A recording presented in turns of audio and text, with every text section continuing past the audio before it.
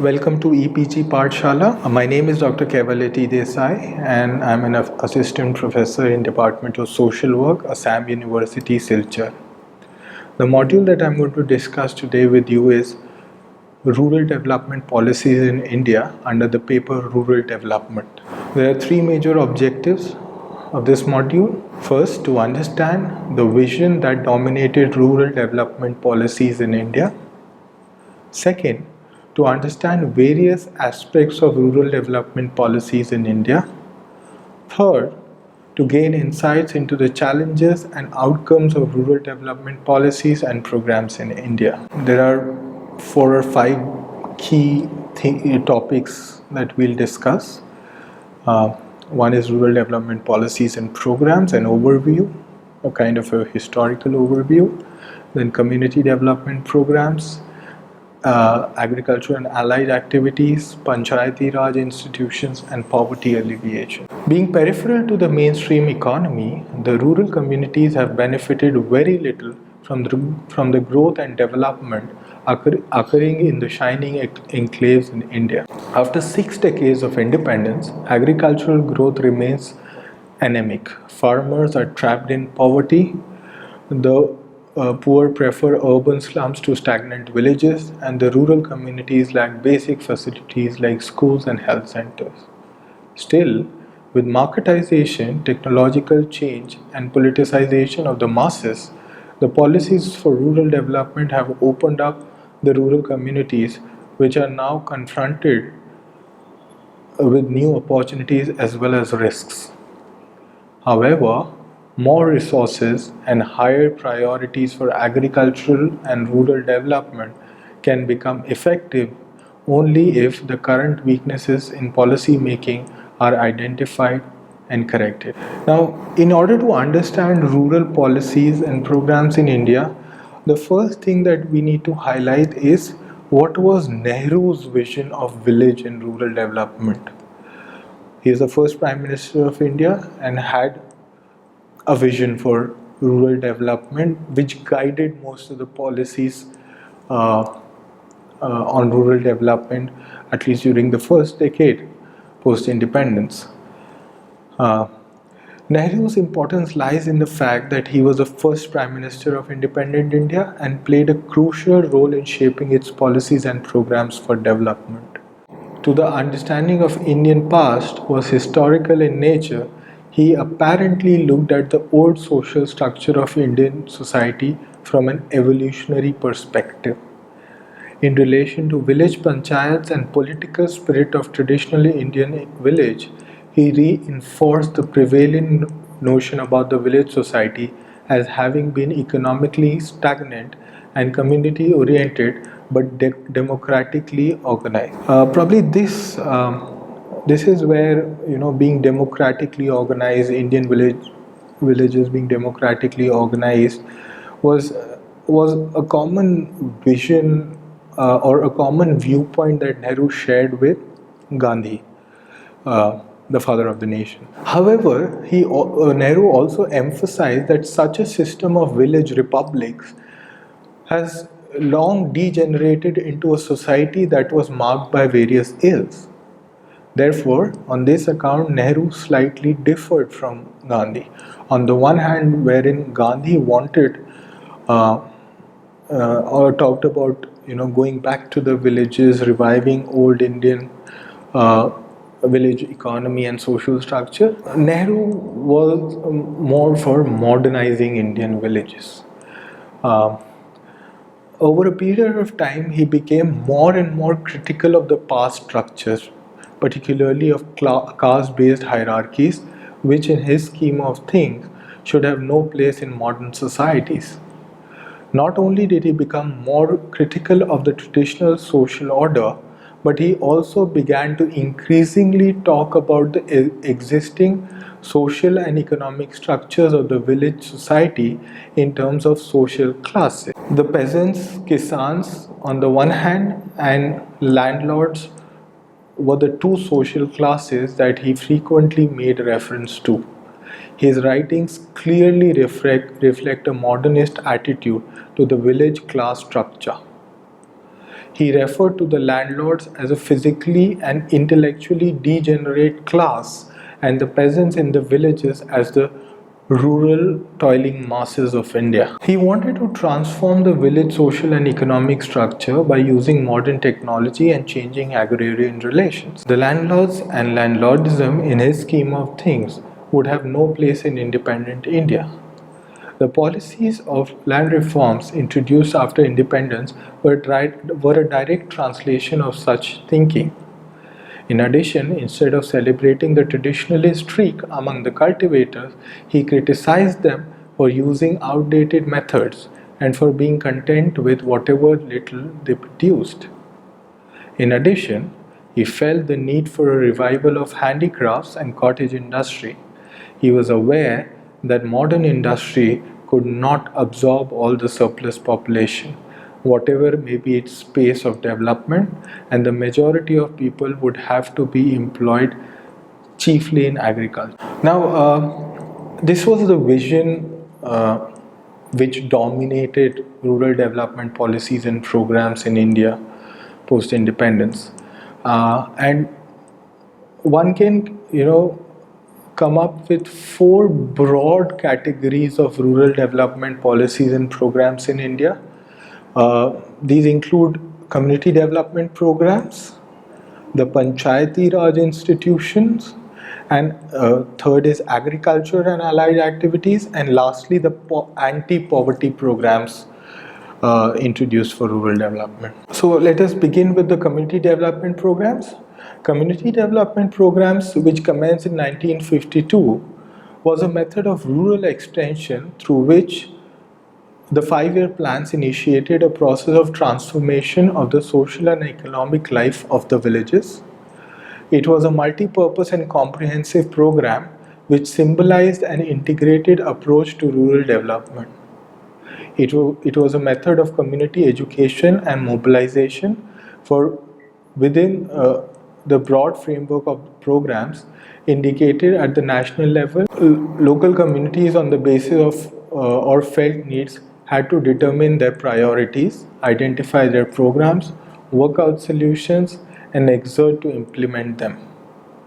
At the central level, the CDP was entrusted to the Community Projects Administration, set up within the Planning Commission and headed by an administrator. Though the CDP was shaped and funded by the central government, implementation was done through the state government's Development Commissioner, who functioned as a coordinator since several departments were involved in the CDP. At the district level, there was the collector and the block administration consisted of block level officer, extension personnel and village level workers along with auxiliary staff. The operative mechanism for the CDP was the 55 community projects, each covering about 300 village communities, which by October 1963 through the National Extension Service covered entire rural India. By late 50s, it was realized that something was seriously wrong with CDP. Instead of promoting self-motivated self-help, it continued to be not just official motivated self-help, but a government's program run by bureaucrats who were largely unaware of, basically the viewpoints of the villagers and how actually, basically what happened was with bureaucracy controlling it, you miss the people's voice. That's why, it was realized that there's something wrong. It's not creating that self-help among the rural masses. Thus, periodical evaluation of progress of rural development on the basis of the CDP led to changes in two directions.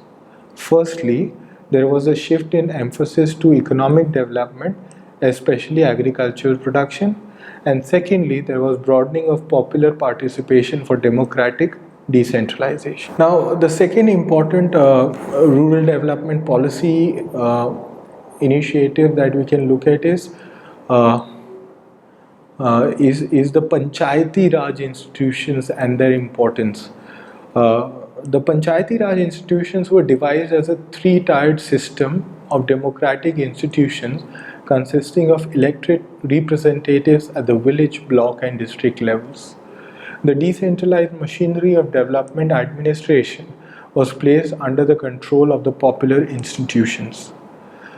Panchayati Raj is an institutionalized mechanism for rural development. Its twin objectives are therefore development and democracy. Though it was heralded as a political revolution that brought democracy to the doorsteps of the people and ensured their participation in developmental activity, yet within 5 years PRIs began to stagnate and soon to decline. The trend continued in the 1980s and attempts were made to restructure and galvanize them into purposive action. Often, the state government, being constitutionally responsible for rural development, was not willing to decentralize but only to delegate. It therefore viewed Panchayati Raj largely as its agency operating in its shadow and under its control.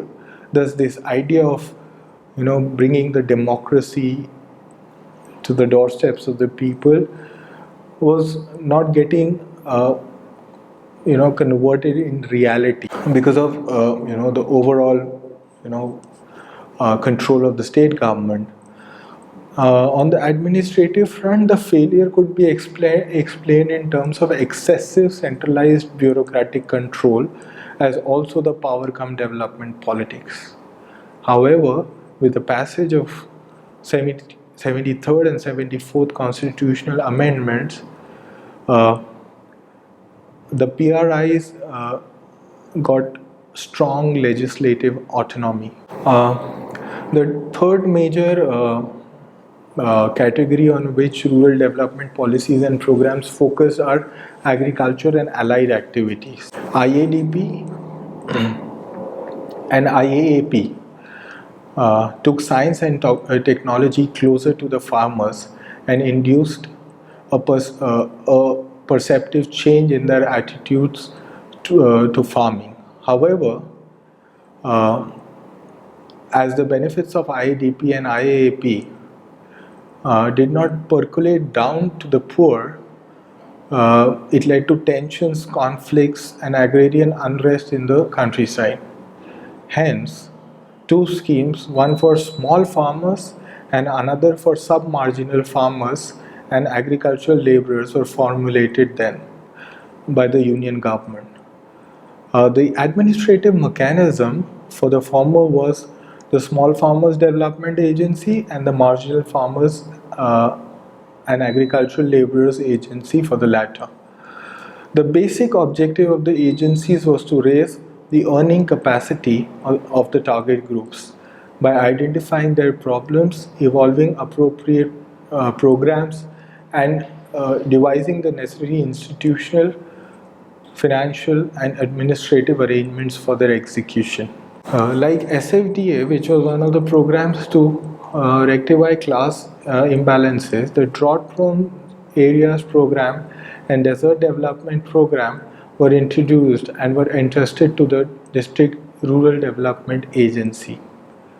Lastly, the Green Revolution. The Green Revolution, was another celebrated policy introduced by the government by taking technology as well as yielding variety seeds, chemical fertilizers, etc. to the farmers. So this was another initiative of the government for rural development in relation to agriculture and allied activities. So let me just elaborate what actually what was under Green Revolution, what actually was introduced by the government. The last category of rural development policies and programs we can look at in the module is the anti-poverty programs. As we know that Garibi Hatao has long been one of the most celebrated campaigns of most of the political parties in India, not just the Congress. It might have been coined by them. The term might have been coined by them, but Garibi Hatao has always been one of the uh, stronger campaign points of most of our political parties. So, therefore, it becomes important to discuss what were the rural development policies and programs introduced uh, to alleviate poverty, the so-called anti-poverty programs. Uh, uh, the affirmative action by the way of reservations for scheduled castes and tribes in elected bodies, public sector jobs, and educational institutions, supplemented by special programs with earmarked allocations for their development and welfare, has been one of the significant anti-poverty program uh, in India. Uh, then programs such as IRDP, TRISEM, DWACRA, designed to help poor segments to acquire or add to their productive assets and enable them to make more productive use of such assets. Then various special programs have been introduced to provide additional employment to the poor. Uh, One of the most major programs uh, uh, which was earlier a scheme, the Narega to the NREGS to MGNREGS to finally Manrega, has been one such special program to provide additional employment to the poor. And interestingly, it is uh, it is one act, rather it is an act, which means that it has that rights based approach uh, built into it, where they can actually demand work instead of that being just a welfare scheme. So every household, and on top of that, uh, it's not an exclusionary scheme from act from the side of the government. Any rural family can avail 100 days of labor under Manrega, which means that uh, you know there is no demarcation of APL BPL. The poverty line demarcation does not exist in Manrega. So demanding 100 days, if you're willing to do unskilled labor work, then you can demand, being a rural household, you can demand that. Uh, so it gives, and more so, it gives this as a right, as a matter of right. So it can be challenged if it's not being implemented properly. It can be challenged by the people. Uh, then schemes were introduced to ensure that all villages have access to minimum standard of education and health facilities, safe drinking water, roads. So many such programs came up, such as Pradhan Mantri Gram Sadak Yojana, then Sarva Shiksha Abhiyan, the midday meal scheme, uh, the the PHEs and their functioning, etc. Then various forms of direct transfers by pension and insurance schemes for the aged, disabled, and widows, school feeding and child nutrition programs, and subsidized distribution of food grains and other essential commodities to the poor. Now, on this, there has been a slight shift uh, that especially this provision of food grains and other essential commodities. Earlier, it was a universal scheme wherein everyone had a ration card, so every household could go and purchase. But later, it was converted into a targeted scheme only for the BPL households, and that's where a lot of criticism came, in the sense that then fake BPL cards were being made. Actual poor was not getting the card, so could not avail the benefits of PDS, etc. If it would have been a universal scheme, then it would have been again self-exclusionary for, you know, the rich or those who do not need, subsidized food grains, etc. So they would have excluded themselves. Uh, but by making it a targeted scheme, then a lot of problems could be seen, especially with regard to allotment of BPL cards, or how much ration is being allotted, etc. So this has been one of the critical points uh, about some of these anti-poverty programs such as PDS. Then special programs for the development of production potential for hill areas, deserts, and drought-prone areas have also been introduced. Now, these are the four categories that we looked at, especially with regard to rural development policies and programs.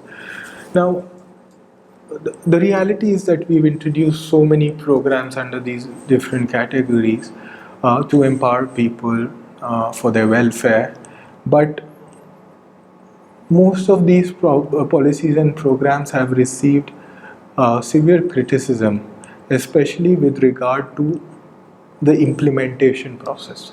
Now, uh, I would just highlight some of these criticisms. Now, official claims of the number of beneficiaries, works carried out, additions to productive assets, and employment generated are unreliable and exaggerated according to the critics of rural development policies and programs. There has been poor targeting, which is reflected in the high proportion of non-poor and other non-eligible persons becoming the beneficiaries rather than those who actually needed to avail the benefits, who needed these benefits. Uh, uh, then there have been severe leakages due to inappropriate works, inefficient implementation, and high levels of corruption. The quality of assets created under these programs is poor, and their impact on income level of beneficiaries dubious. Assets and schemes are frequently not appropriate to the needs and potentials of particular regions or groups. There is little consultation with the people, not to speak of the involvement of local communities generally and target groups in particular in deciding in actually designing and implementing these schemes. And when the people's voice is missing, when they themselves are not identifying their needs, and the policies and programs uh, uh, are designed by some officials, bureaucrats, uh, then it's difficult to assess their needs properly. Therefore, this is another reason why many of these policies and programs have remained ineffective, because they don't suit the needs of the local people and the local context. So this has been one of the major reasons why rural development policies have failed to create that impact on development. Then there has been lack of accountability. It remains a major problem. The structure, content, and funding of these programs remain mostly in the hands of the central government. So again, a lot of centralization. So because it's so centralized, it becomes difficult to you know hold someone accountable for it. And then there is considerable overlap among these schemes, as well as between them and development schemes included under the normal state plans. So the central government doing one, there's an overlap with the state government, and it creates a lot of confusion. So typically each program is administered by a separate agency, each with its own line of hierarchy and operating independently. These features taken together with the rigidity of the central guidelines makes for fragmentation and duplication of schemes. Then coordination is difficult, so is monitoring of accomplishments in terms of efficacy of targeting, quality of works actually completed, and impact on the beneficiaries. Many of these policies and programs tend to emphasize loans and subsidies and provisions of current wage employment rather than ensuring that they are used to augment productive capacity for achieving a higher level of employment and income on a sustained basis. The selection of beneficiaries, the distribution of loans and subsidies, and the recovery of loans offer much scope for patronage and corruption at the political and bureaucratic levels. Hence, the critics argue, some explicitly and more by implication, that the effective contribution of these schemes to sustained poverty reduction is not commensurate with the resources spent on them. That given the high level of fiscal deficits and the severe shortage of resources for infrastructural investments needed for overall growth, the country cannot ill afford this luxury. So what because of this happens is that due to ineffective implementation of rural development policies, programs, schemes, what actually happens is that many critics uh, get a point to actually do away with, to pressurize the government to do away with the welfare measures being undertaken for rural development, uh, which is actually, which which in a country like India, which is still a welfare state, uh, uh, it gives, the basically the impetus for doing welfare for welfare schemes and rural development policies programs, that gets diminished, uh, which is sad, which is rather than looking towards better implementation, rather than looking towards uh, effective monitoring, evaluation, uh, rather than cleansing, uh, you know making rather than doing away with corruption, or rather than making the system more transparent and free flowing, the alternative which always gets thought is, let's do away with these schemes. Why to spend so much when they are actually not delivering results? But whatever said and done, rural development policies and programs still do hold a lot of importance if we really want the poor and the marginalized to come up, if we want the oppression to decrease, if we want overall country's economic growth and development along with other social indicators to take place, development of other social indicators to take place. Now, to conclude the module, I'll just summarize all whatever has been discussed previously in some short little points. First, Nehru's perceptions of Indian villages and his vision of rural development predominantly guided the rural development policies and programs during the early part of planning period in independent India. The major focal points of this vision were increasing the agricultural productivity through use of modern technology, changing the agrarian relations through land reforms, and revival of cottage industries. Rural development policies predominantly aimed at government uh, and administration's central role in development, which was evident in the implementation of CDPs. However, the increasing failures due to political and bureaucratic corruption brought forth the idea of democratic decentralization to capture people's felt needs. Thus, PRIs were introduced as mechanisms for guiding rural development policies. In addition, many poverty alleviation programs were introduced for the adequate development of rural India. Over the years, in the subsequent 5-year plans, introduction of many new programs and revision of existing programs took place as part of rural development policy. However, many of these programs have received strong criticisms for ineffective implementation due to a variety of reasons. Some of these are a high proportion of non-poor and other non-eligible persons among the beneficiaries, leakages due to inappropriate works, inefficient implementation and high corruption, quality of assets provided and created under these schemes is poor, and their impact on income level of beneficiaries dubious. Assets and schemes are frequently not appropriate to the needs and potentials of particular regions or groups. Little consultation with local communities generally and target groups in particular in designing or deciding and implementing these schemes. Thank you.